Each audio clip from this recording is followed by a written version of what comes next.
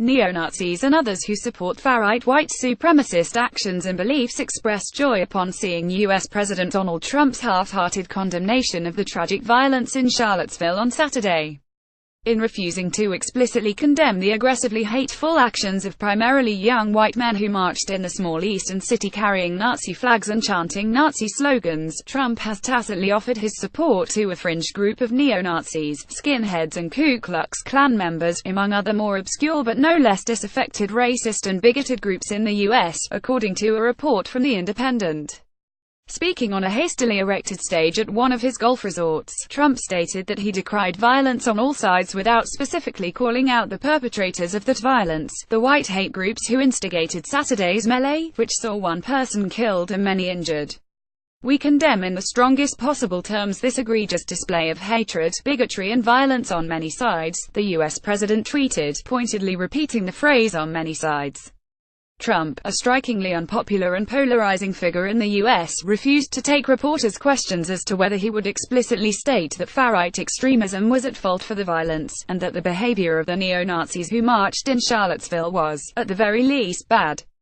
The U.S. president's remarks, as well as his non-answers, were greeted with joy by far-right social media and those who purported to be spokespeople for neo-Nazis and white supremacists.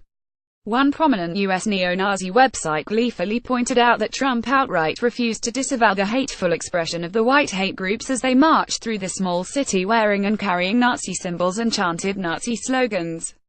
Trump refused to even mention anything to do with us, stated the neo-Nazi website's social media presence, adding that, when reporters were screaming at him about white nationalism, he just walked out of the room. One comment on the white supremacist website raved Trump comments were good. He didn't attack us. He just said the nation should come together. Nothing specific against us. Trump, the commenter asserted, said that we need to study why people are so angry, and implied that there was hate on both sides. Cited by Gizmodo.com, he said he loves us all, the extremist commenter gushed, observing that the U.S. president also refused to answer a question about white nationalists supporting him. No condemnation at all. When asked to condemn, he just walked out of the room. "Really, really good," the far-right supporter enthused, adding, "God bless him."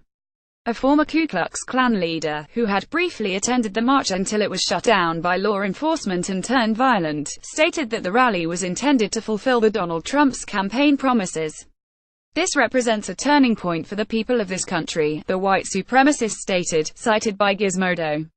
"We are determined to take our country back. We're going to fulfill the promises of Donald Trump, and that's what we believed in. That's why we voted for Donald Trump, because he said he's going to take our country back."